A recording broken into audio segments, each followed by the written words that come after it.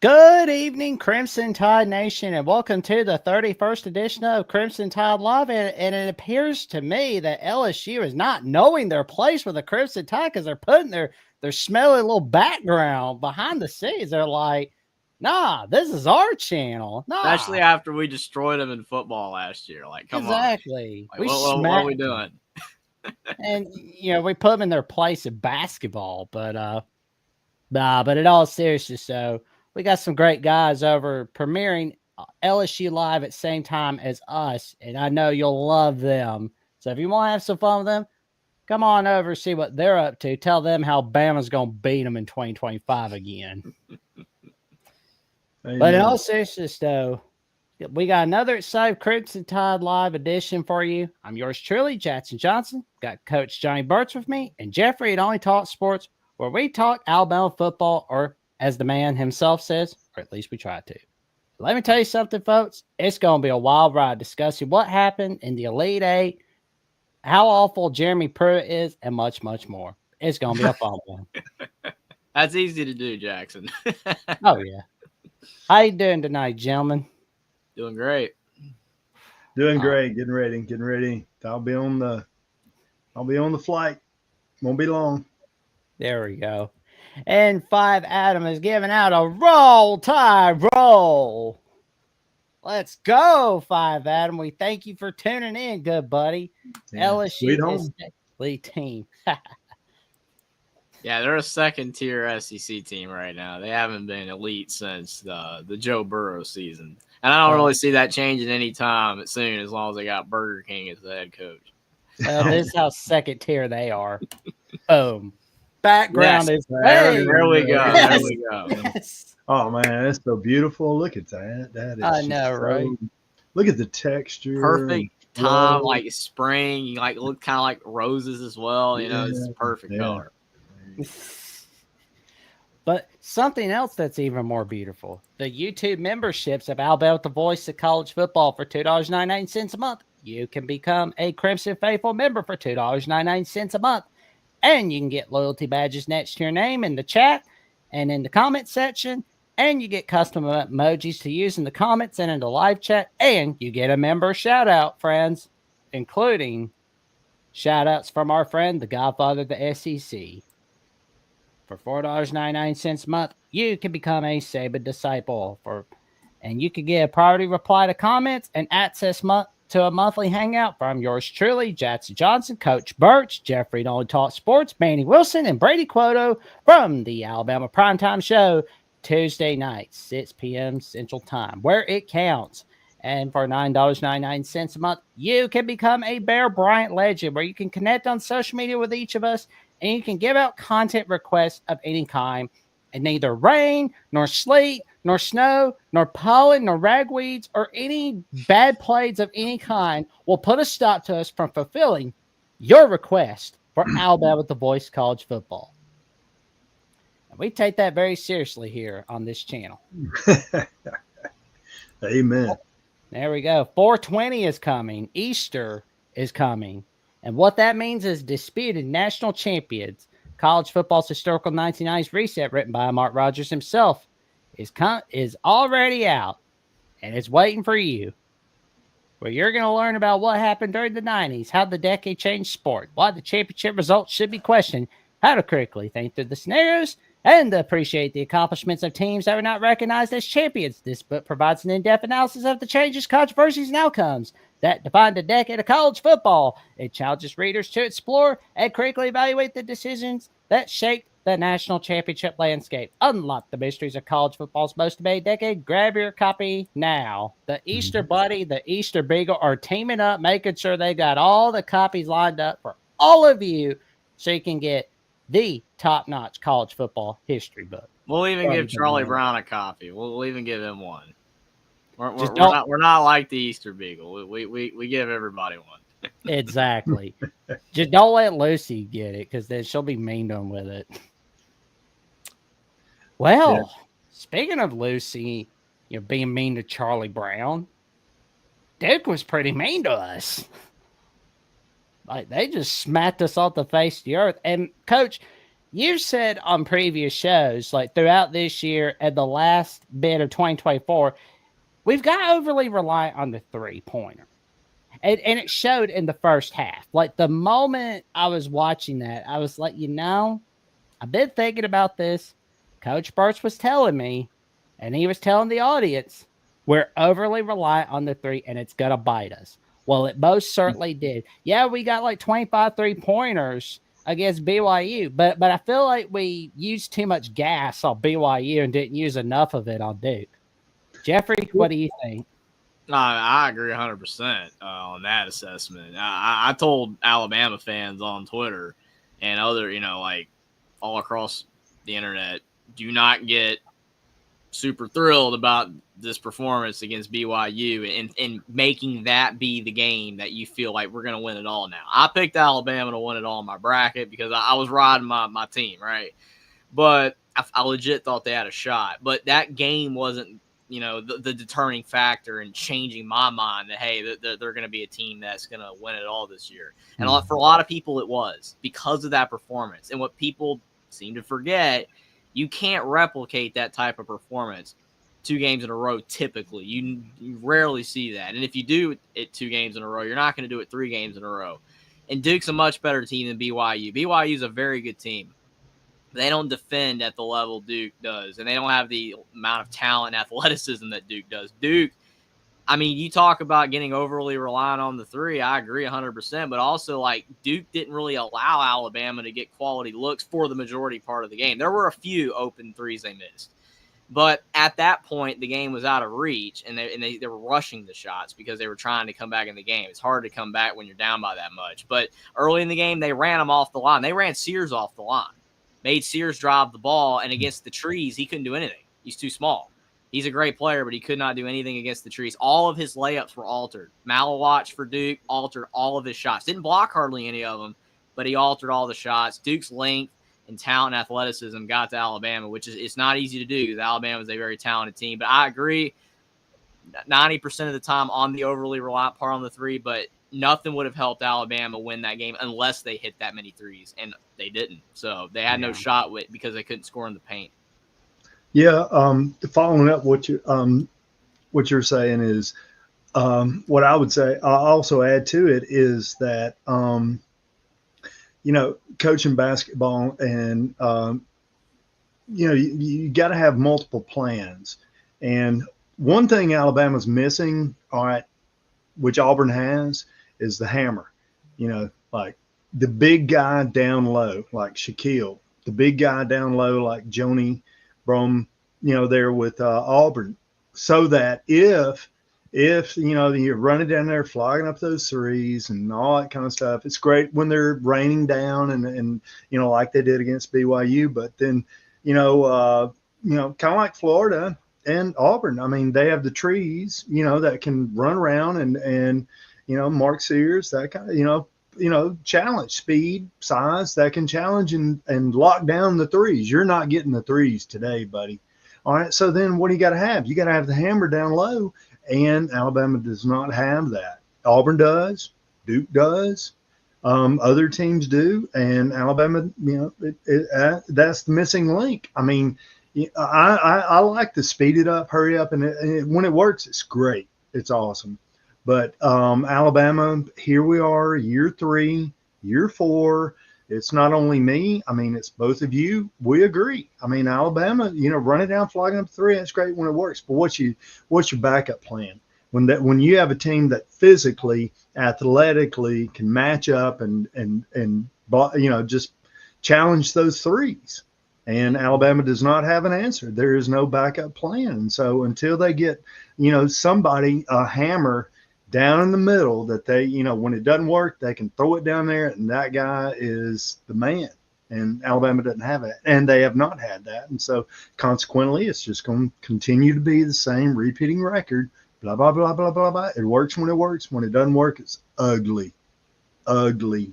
I agree with that. I also think, too, that when you look at who Nate Oates brought in, he tried to have the trees per se, like bringing in Cliff Omarori. He's fine. He's a fine player. I think he thought he was going to improve more didn't really do that. Jaron Stevenson came from Carolina. That's a guy that a lot of people felt that he would really improve. Hasn't really done that. Aiden Sherrill, very talented guy, didn't really pan out yet. Still could. Grant Nelson's tall, but he's lanky. He's more like a stretch 5 or 4 or whatever you want to call it. So it's like just looking at their depth at the center and power forward position. He brought in guys, just none of them really panned out. And I feel like a lot of people do get so caught up in, the guards and how the game's transitioned away from like dominant bigs like Shaq and stuff like that to having guys that can, like, basically the whole team can spread it out and shoot threes. Even the bigs. You see, like, even Michigan, like that, Danny Wolf's like 7'1" and he's shooting threes. I mean, guys like that can just stretch the floor. But at the end of the day, though, to have a complete team, like you said, Johnny, a complete team, you have to have your guards that can shoot the ball, your wings that can shoot the ball and be dynamic, but you have to have that one guy, that one dominant player down low that can get the rebounds, that is just going to be a force down low. And even if he's not scoring, can set those elite screens to get guys open, those driving lanes. And that's definitely what Alabama did not have. They did not have a guy setting screens for anybody. Yeah. Here's another add to the, to the dynamic. All right. So when, the threes aren't working, they're not raining down.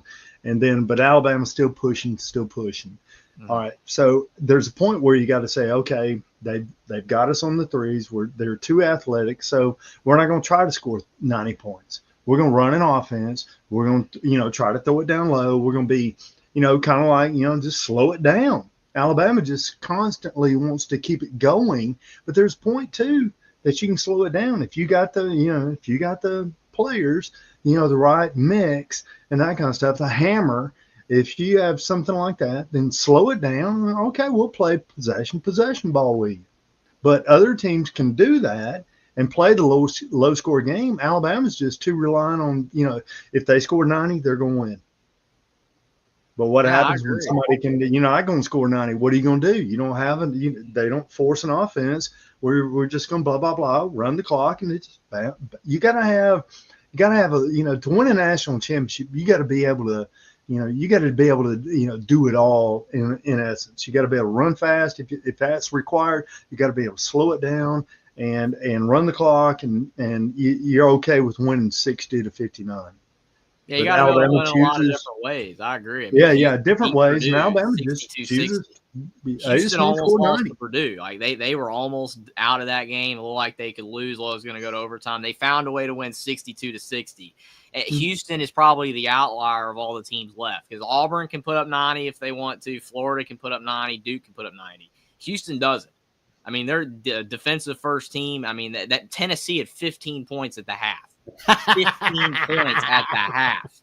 Houston plays the complete antithesis of the other teams. It's all defense. They can score a little bit, but it's all defense. But they can score enough that went with their great defense to be able to win those grinded out games. But I think to your point, Johnny, it's about winning in different ways. You have to be able to win those 90 to 88 games when they're there. But if you're not feeling it that day, you have to be able to win those games 65, 63, or 62. And Alabama they're just going to keep blogging up threes, and they're just going to try to sooner or later somebody's going to get hot, somebody's going to hit one, and we'll all get excited, and we'll all get here it comes, and that kind of stuff, and then sometimes you just it's not going to happen, but Alabama just keeps wanting to run it, and then there's no backup plan, and you got to have one. And Alabama for 3-4 years now has not had a backup plan for those teams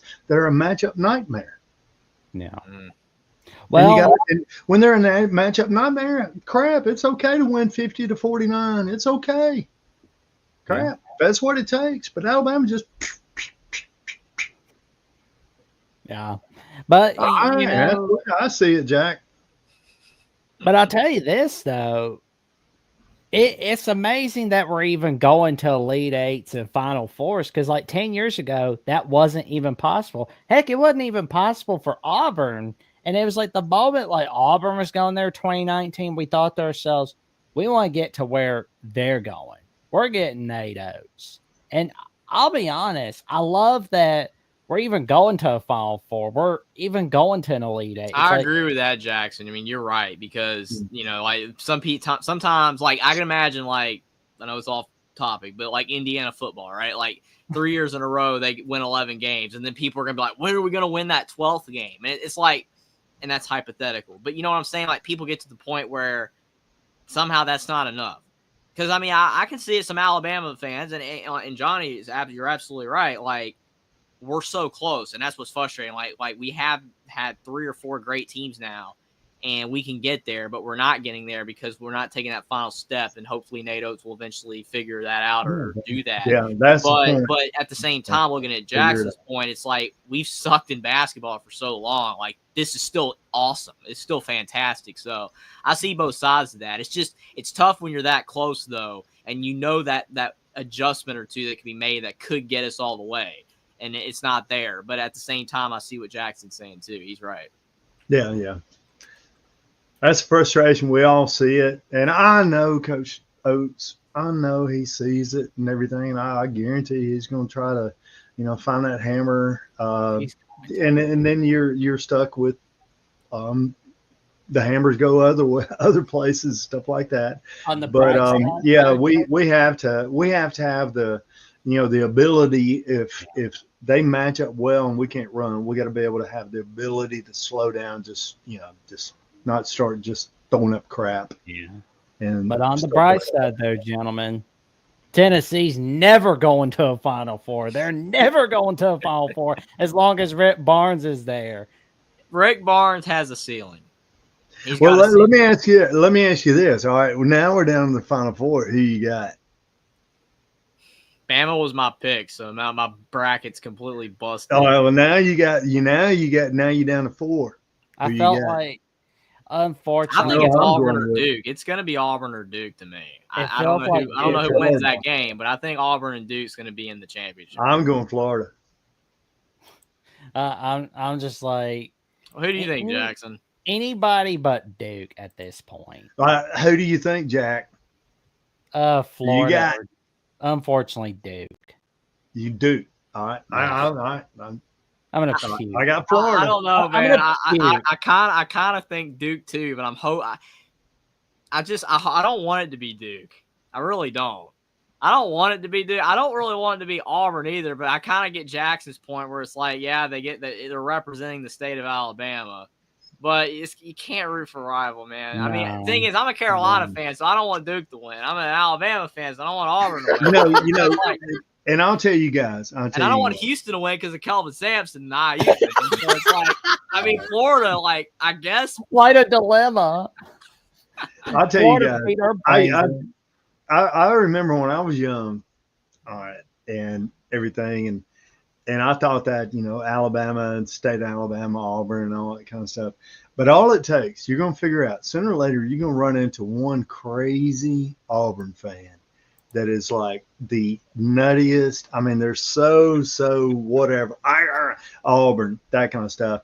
And I ran into one and I was like, after I had to listen to that, whatever. And I'm done with Auburn. I don't give a flip. I hope they lose every game. They got nothing to even say. I don't even care that they're from the state of Alabama. I hope they lose everything. All you have to do is run in one crazy Auburn fan. And I know for Auburn, there's one crazy Alabama fan. I understand how it works, but I ran into a crazy Auburn fan, and I'm done. I hope they lose every game and every sport, every whatever. Oh, man. Move to Georgia. Oh, man. Before we know take the whole university and put it over there on the Georgia side. Oh, man. Cannot wait for college football season to come already. It's going to be awesome. Yeah. Oh, man.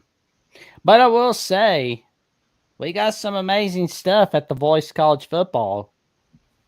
So we want you to get your business, product, service, or personal brand to the next level by partnering with the Voice College Football. Let's discuss how you also can reach your target market. Contact us at Voice of College Sponsorships at BOCFB today. Let's see. There we go. All righty. So Tennessee's just having woes all over the place. Loving it. And Pruitt, man, he couldn't even cheat properly. Oh, man. It's like, oh, man. Like 2-7, like 2-8. Oh, man, you suck. And then you want to sue the NCAA. You want to get $100 million out of them? Really? You think you're that big? Okay. Nope. I mean, nothing came of the West Virginia NCAA tournament thing. You know, like you knew it would. Like, oh, we should have made the tournament. I mean, I felt bad for West Virginia fans with March Madness, but like, you're not going to win a suit against the NCAA like that. It's just not going to happen. I mean, shouldn't the state of West Virginia focus more on their roads instead of, like, I don't know, what the NCAA's latest morale thing? Like, the NCAA sucks, but come on. The highlight of Jeremy Pruitt's career at Tennessee was knocking off Indiana in the bowl game because Tom Allen choked the game away, and that is the literal highlight of Jeremy Pruitt at Tennessee. So I don't really think he's got any arguments here, man. Like he cheated, he had violations, and he sucked. He didn't even win. Oh man. I'm glad that Phil Fat Farmer is out. Like, that's saying, like, get away from all of college football. You do not like Farmer, man. No, he sucks, man. Like, he freaking botched that Tennessee coaching search. Like, because like they had a chance at getting Mike Gundy. No. They had a chance at getting Graciano. No. And you know, they screwed up at not getting Jeff Brom from Purdue. You couldn't even get Dave Doreen. Oh, didn't they? I could be wrong. Correct me if I'm wrong, Jackson. But what Greg Schiano, when he was rumored for the job, they revolted, right? Tennessee fans revolted. Yeah, they were so mad. Like they were so vocal about it that they basically reneged on the decision. They reversed.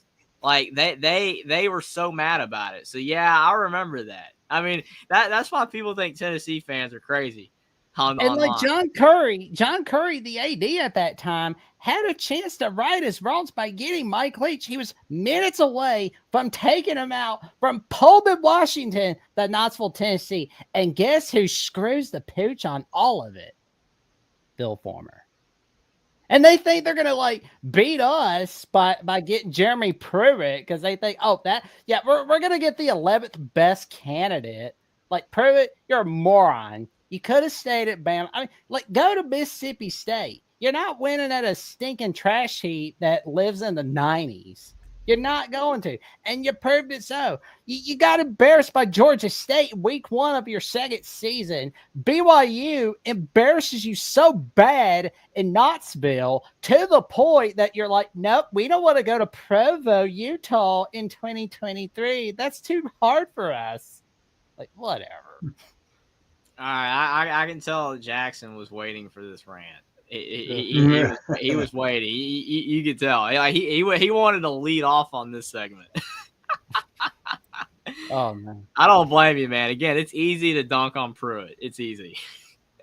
Yeah. Oh man. Well, I mean, he'll be like a gym teacher at a middle school, like Kenny Powers on Eastbound and Down. Just be like, oh, well, you're with the most famous person ever. All right, I got time for one more. Timid kid.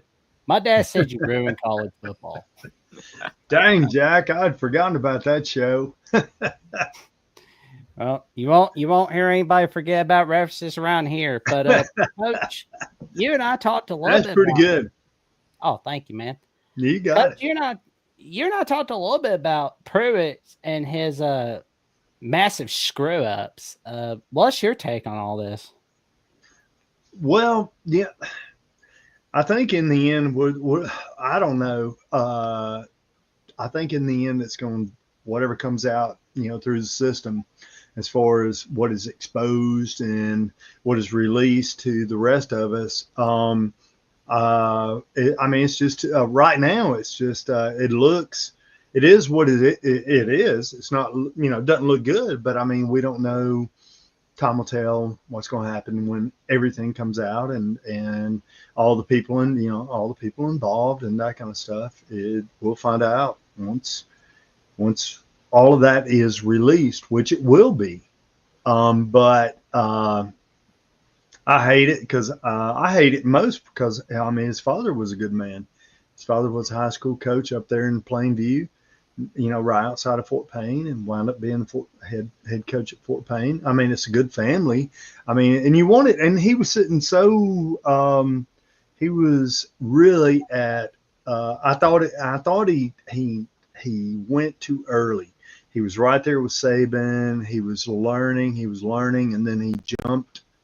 I think he jumped too soon and wasn't really in. I don't think he had enough, that little, gut instinct. And he was in over his head. Do I'm say again? He was in over his head. Yeah. I think he bolted too soon, was not ready, the money, that kind of stuff, because I just know the family, his dad, that kind of stuff. So he just too immature, but in the end, I mean, we'll find out. It all is what it is. But and I agree with you, Philip Fulmer, that guy. I didn't like him as a coach. I thought he got lucky. I mean, I thought he just too many times got lucky, and that kind of stuff. But as far as an AD, he's a joke. Oh, AD. yeah. I mean, Tennessee did. I mean, they were Pat Summitt. That was it. And she was doing a great job with the basketball, the girls' basketball program, just ride that, whatever. And as far as football program, I don't think he elevated anything with regard to it. Nothing. Oh, he couldn't even beat Florida. Like, that's saying, like, Tennessee couldn't do anything against Florida. I mean, yeah, they won in 1998 and 01, and I believe in 1992, but that was it. And his anger and his rage toward Alabama and whatever was, I mean, over the top. And so I think that influenced him, a lot in his decision making. And I don't think he was the right person, for the job. I've never really been impressed with Fulmer as a coach. He has the face of a rat. Administrator. He has the face of a rat, in my opinion.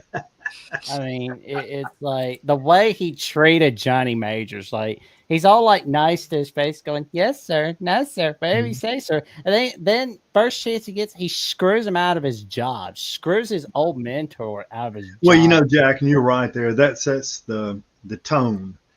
And so I think the thing with Johnny Majors, I mean, not Johnny Majors, but Philip Fulmer was Peyton Manning. I have no idea why Peyton Manning went to Tennessee. No idea. I mean, look at there. That is the face of a rat. The face of a rat. And how he convinced Peyton Manning. Yeah. I mean, that was the only saving thing. That was it. There's the one I pulled out. We were both looking Jackson. we got Mr. Fulmer. You suck, Phil Fulmer. You suck.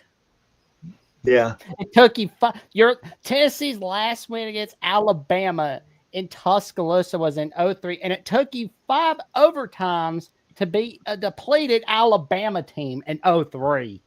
Yeah. But Philip, I mean, Peyton Manning. We need to have a conversation. We need to get him on. What the hell did Philip Fulmer? How did he get you to Tennessee? He black. That would be a great question, honestly. I mean, what? Philip Fulmer of all coaches, how did he? So, what'd you do? Break curfew at something and he blackmailed you with it? Jesus. I don't know. Oh, man. Man, Jackson is on a Tennessee rant. My Lord. I don't blame you. It's ugly. I mean, ugly Tennessee. I love it. You know what they say the ugliest color is? Orange. Yeah. It's not every week I get a chance to have a full-on venting session about what a terrible human being Phil Fulmer is and Jeremy Pruitt being a moron. So it's like How this do you week's feel about Heupel? We've talked before, but how's your thoughts on Heupel? well, he's more Well, likable. He's more likable than Phil Former. I'll give him that because like Heupel got that Riz. He's got that Bobby Hill Riz. He kind of looks like Bobby Hill. So I mean that's why I like him. Like, well, I'm gonna tell you, that is a low key Riz, isn't it? yeah, oh, yeah. yeah, Well, he I'm gonna got that tell you Riz. this. I'll tell you this. The ugliest color is orange.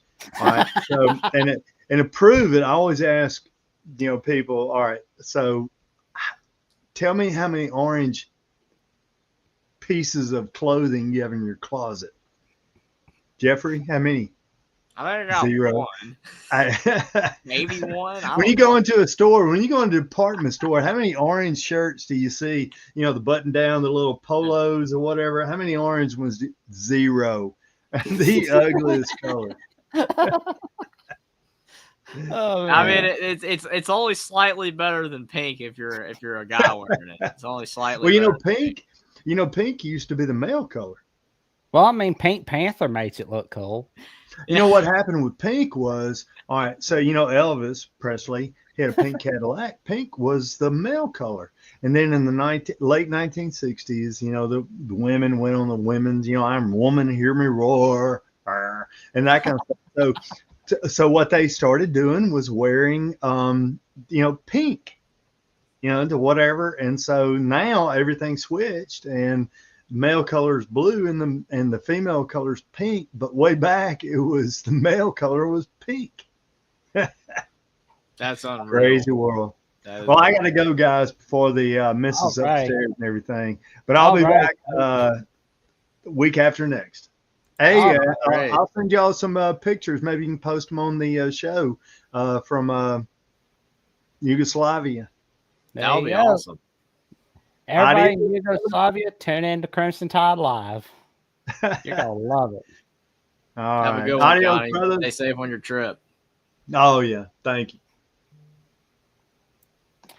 Well, all righty. We got our next topic. We'll be discussing the quarterback edition yet again, which Drew D.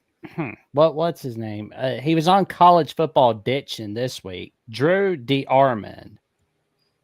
He says that he suspects it's going to be Ty Simpson for the starting role. How are you feeling about this, man? I mean, I feel like I'm a broken record every show talking about this topic. I mean, I don't know what else I could possibly say on record that I haven't already said. I mean, I'm not trying to botch the segment, but I'm just saying, like, we've talked about on Crimson Tide Live Calling Show. We've talked about it here. I have no idea until we get more information. Like, until we see the spring game, until we see the fall camp, and what's going on there, we're not going to know who the quarterback's going to be.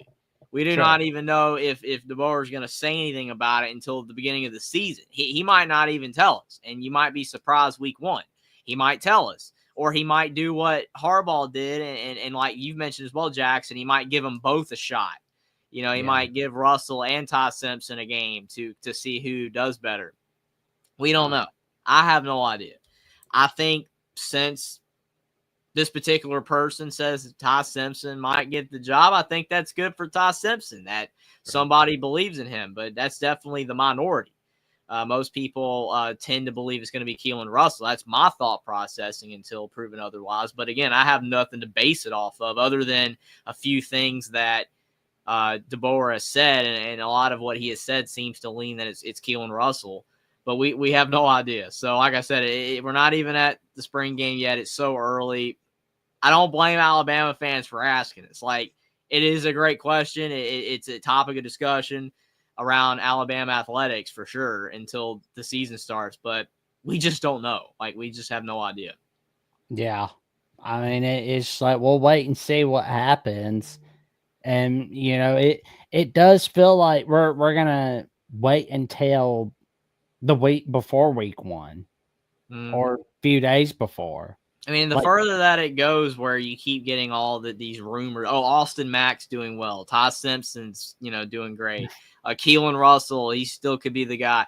If that stuff keeps happening, it increases the likelihood of us not knowing who the starter is going to be until right before the season or when the season starts. You know, if you're not seeing anyone break away for the job, I mean, I would argue in that scenario, I mean, if we're talking about this in August and we're having these same conversations, that might mean Keelan Russell is in jeopardy of not getting the job. If it was more clear cut that he was, then maybe we'd be leaning that direction. But I still think Keelan Russell's favored to get it, but it's so early. Like I said, we have no idea. I mean, I think that DeBoer should give everybody a chance, but hopefully at the end of the day, he makes the right decision. Hopefully someone separates himself so, we can have a great season, because the quarterback position is going to be very vital for the success of this team in 2025, because we don't have as dominant of a team as we used to have under Saban. We can't get away with having mid quarterbacks anymore. We actually have to have a above average quarterback to win at a high level now. Don't be mid. That is the key. Don't be mid. Because being mid is bad. Being mid's bad. Okay. Don't do that. Okay. But Bama fan says, roll, Tide, roll. And we give him a roll, Tide, roll right back. And sorry for not getting your message earlier, Godfather, the SEC. I know I commented under the Alabama The Voice College Football channel, but you said hello, everyone. And we say hello to you too, good buddy. Thank you for tuning in. Man, I bet you love a little bit of what happened early on this show a little while ago. Absolutely. Oh, man. But yeah, like this whole quarterback battle, it just feels like we're going to be discussing it a little bit after the A-Day game, and we're going to be like discussing it all throughout the rest of the spring season, all throughout the rest of the summer. While like some of us are like watching a little bit of that Phineas and Ferb revival, we're just like, okay, we're going to watch that. Okay, we're going to get the little preseason magazines. Oh, we got to figure out who's our starting quarterback for Alabama. Keelan Russell, Ty Simpson. It's a legitimate question. Oh, Pete Nako says Mr. Austin Mack is taking over. It's like, make it stop.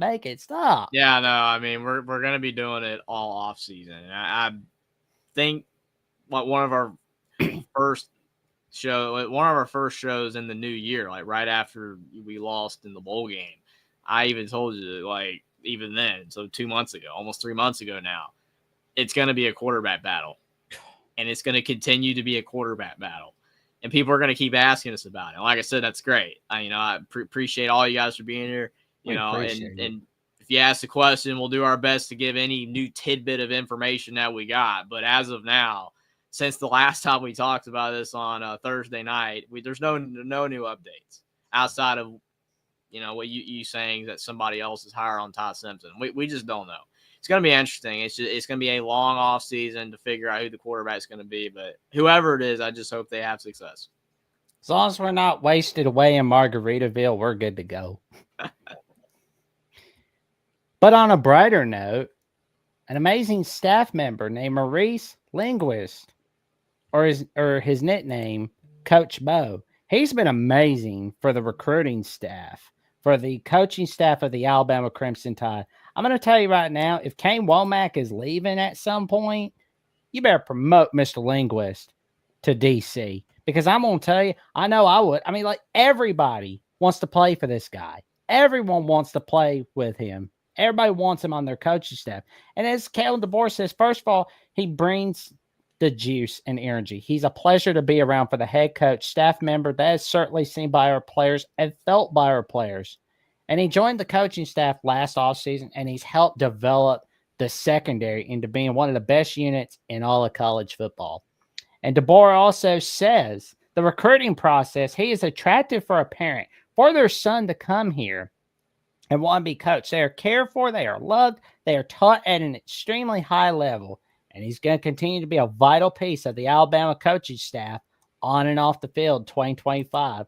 I got to tell you, like, if there's things that we got to worry about, well, we never have to worry about Linguist. I mean, the only thing we'll have to really worry about is somebody going to snatch him from us. Roll Tide, Ballard Sports Media. Thank you for tuning in, good buddy. Thank you for tuning in. Jeffrey and Jack has sources. That's an inside joke from a acquaintance. Yeah. But Godfather at the SC giving us some laughs. He's getting a huge laugh out of everything going on today's edition of Crimson Tide Live. Oh man. Yeah, I agree with you on Linguist. I mean, with any, coach, whether, it's a defensive coordinator, offensive coordinator, or a smaller position coach, if he's doing a great job, you're eventually going to lose him to another program. It's just the way that it is. I mean, Indiana football lost their offensive coordinator, well, quarterbacks coach / offensive coordinator to UCLA to be a full-time offensive coordinator. It happened. Yeah. And we know that Indiana lost Kalen DeBoer to Fresno State and lost Kane Wong to South Alabama. So, I mean, Alabama definitely has way more resources to keep guys, but even Clemson couldn't keep, their defensive coordinator forever. Venables eventually went to Oklahoma. So, eventually you're not going to be able to keep a guy, but at least, got to take advantage of it while we have him. Exactly. I mean, because if Womack was to leave the coaching staff for another team, I mean, you would have to promote linguists from within. I mean, do what the Buckeyes were doing. Just like promote your quarterbacks coach from within. That's a win. That's a win right there. Absolutely.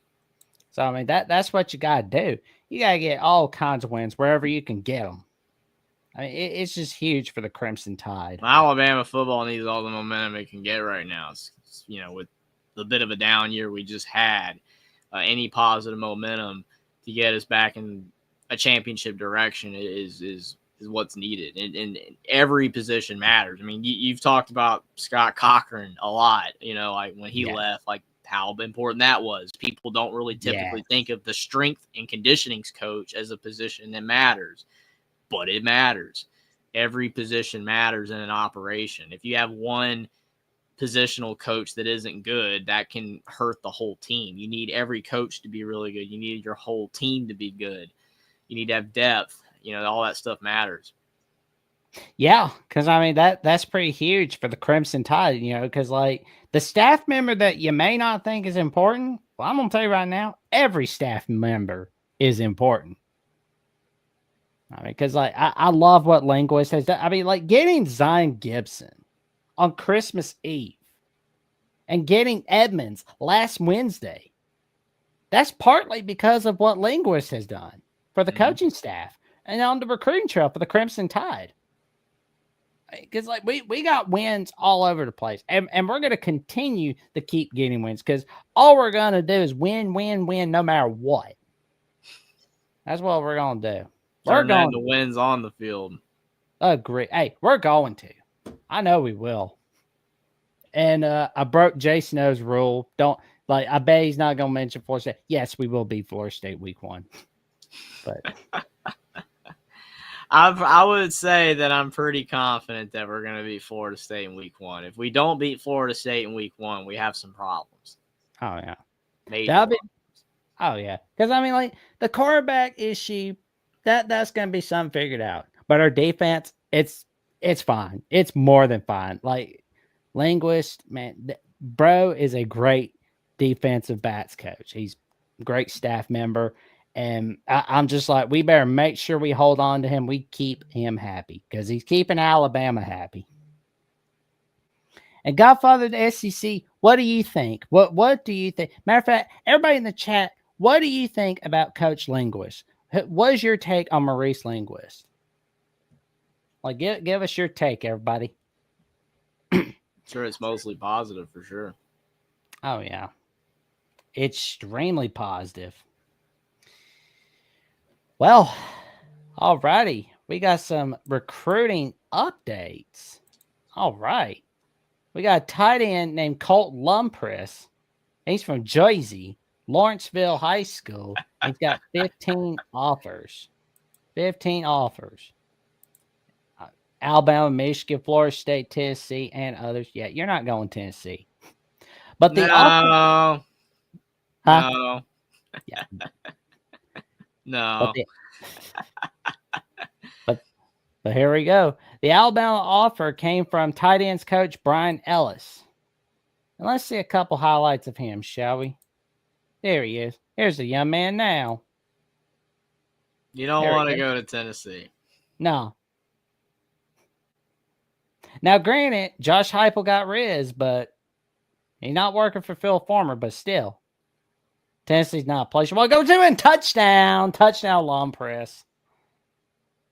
And he's waiting it out, waiting it out. Big man, big man, big man. Boom! He's got yeah. speed for a tight end. Looks like he's got good hands, too, so you love to see that. There you go. Long ball. No. Oh, screen. There we go. It's like, nope, I'm getting first down. This is my house now. And what's he gonna do next? What's he gonna do next? Yeah, man is behind that 30-yard line. He's waiting up screen. There we go. There we go. Let's go. Oh, and he's like, sorry, young I man. like to see that speed and power. That's what you want to see from a tight end, is the ability to be able to bulldoze a guy on defense, but you also want to see him be able to have enough speed to be able to run downfield a good bit. Like you don't want a tight end that's slow and can't move at all. And he's a heck of a blocker. I know. Like that's a good combination. Oh yeah. It took 3 men to get him down. 3 men. Let's get him.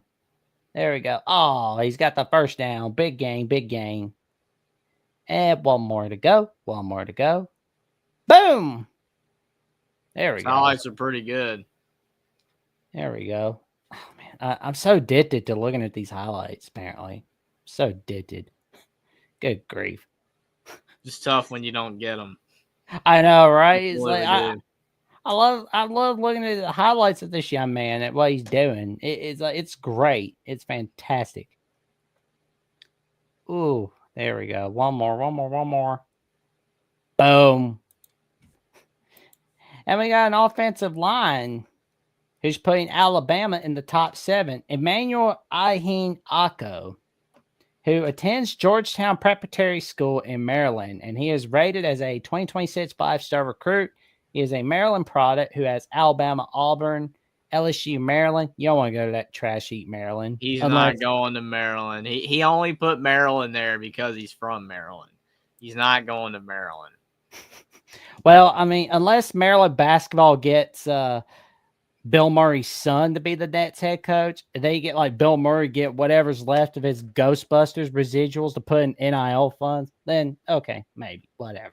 It's not going to happen, man. Maryland could even keep Willard. He left for Villanova, so no. Like, are you kidding me? Oh, Maryland needs to up their NIL game. Hint, hint. And then they lose them. So, yeah. Agreed. And this young man, Iheanacho, is 6'7", 350 pounds. That is a large individual. My goodness. Oh, yeah. Dominant force in trenches, displays great agility. To have agility at 6'7", 350 is pretty crazy. Oh, man. He's bringing that dog mentality right there. Imagine getting hit by that guy, man. Oh, flat for pancake. Yeah. I don't play pancake. Oh, man. Yikes. It's like, dope. Where is he? Where's the young man? Boom. It's like, oh, he got pushed. It's like, sorry, my house. I don't want to go against him. Do you, Jeffrey? No. I wouldn't stand a chance. I mean, right. He weighs like 3 times as much as we do. Yep. Oh, man, he's a big fella. Oh, man, there you go. Oh, he's pushing him down. He's like, think like there's a point where you're just too big, but he seems like he's got speed still. So it's like, no, for an O lineman anyway. He looks like he's good to go. It's crazy. There we go. Boom. Can't believe how big some of these linemen are now. Like some of them are literally like 350 pounds instead of 300, 290. Like they're getting bigger, dude. Yeah, man. These guys weigh a lot. Oh, man. And this is when he's a junior. Oh, man. Yeah, that's crazy, man. Come to Bama. We're gonna take care of you. We're really gonna keep you away from the clutches of Auburn and Tennessee. Oh, man. Especially Maryland. Yeah. Now, you remember when Mike Loxley was a candidate? No. Oh yeah. It's like, oh my, thank God we don't have Mike Loxley. That I mean- would have been an even bigger uproar than Greg Schiano. Oh yeah. That would have never happened. Oh, here we go. Wait for it. Boom! He knocks him down. Where is the young man? There he is. Oh, there you go. Oh, he pushed him down. Hey, you can't miss the man. They're not even highlighting him. He's so big. They're scared of him. He's kind of like that Max the Butler guy on Cats Don't Dance. He's like a big fella. Oh, man. And let's see. There's no one. There's no one. Boom. Boom. There you go. There you go. Yeah, we got to sign that guy, man. There we go. And we got one more. Georgia's trying to get an O-line commit. They're trying to get our buddy Chris Booker from the 2026 class. Of course they are. Yeah, that's not happening. Trying to beef up their O-line, but they don't need it. We need it. No, we need him more. Go away. Go away. Go away from Chris Booker. Get out of there. Don't you love it when a guy's committed to a school, though, and then another school offers him? So bogus, man. Like, he's committed to Bama, but then it's like, oh, Georgia offers him. Please. Mm-hmm. I thought you couldn't do that. See, anything goes now. Oh, yeah. It's like, well, want to do that? That's fine. We can do that, too. We'll get it. And we got Bessemer City defensive lineman who's updating the recruitment with Alabama. Others are pushing hard. Emmanuel Ruffin. Alabama, Tennessee, and others are in hot pursuit of him at Under Armour, Nashville. And let's see, are there highlights? No, not going to wait. Not going to wait. Let's see. Here we go. But yeah, he's a big one right there. I can't wait to see what he brings to the table. Like this guy, he's going to bring out some magic for 2026 and beyond. And he's excited about right now. He's cool with Bama, Tennessee, LSU, Florida, Alabama State. Yeah, you're not getting them Florida, and you're not getting them LSU. Because if you get them LSU, you're going to crap out on them, and you're going to have that young man bragging about beating Baylor or Texas Tech. Nah. Come with us. We're the big dogs. Yeah, LSU is not where it's at right now. There you go. There's the young man. Boom! Knock him down. He's knocking down that running back. Oh, there he is. Boom. Knock him down. Ooh. And there's another couple plays. And we'll show like another minute of this. And then we will get close to telling everybody where they can find us. There we go. Boom. Knock him down. Knock him down. There you go. Another wait for it. There you go. This isn't your house. This is my house. That's what he's telling that running back. How you feeling about him so far, Jeffrey? I like what I see, man. I mean, if Alabama is pursuing a player that they're really talented. And everybody we've seen so far at their respective positions is really talented. I mean, that tight end was really good. I mean, the speed and the power. The O-linemen were great. This defensive lineman's solid. I'm liking what I'm seeing. Agreed. He's fast. And that's why Tennessee and LSU and Florida want him, because they're trying to elevate their programs. Trying to is the key word. Oh, yeah. Yeah, LSU couldn't win with a me seats bots. They're not gonna do that. Boom. Sacking them. And one more to go. Wait for it. I said on the screen, wait for it. Oh my God. Another one. Boom. Knock him down. And go sleep. Guess what he's going to do next? He's going to do He's knocking him down. Go to sleep. Go to sleep, O-line. Go to sleep. Boom! And he's just pushing him. He's like, nope. Yeah, he's ready for college. Oh, man, I can't wait to see what this young man brings out. Oh, man. Oh, well, that's about all the recruiting updates from us for Alabama with the Boys College football at the very moment, unless there's some breaking news, which, again, we will cover it all right here on Alabama with the Voice of College Football. But before we go, there's the Voice of College Football @/Twitter account where you can get top-notch discussion, debate, and analysis, where you can find top-notch stuff. As a matter of fact, Jeffrey and I will talk a little bit about this before we take your calls Thursday night. How well will Ty Simpson do in 2025? Although, to be honest, I appreciate people thinking, oh, well, whoever wrote this, like, no Heisman. Okay, that's good. Yeah, he's no Heisman quarterback. He's a great dude, but he ain't a Heisman QB. I don't think he's going to get benched, but we'll discuss more on that Thursday night. And then there's Florida Live with the Tyler and Tyler boys. Ben and Friends on After Dark.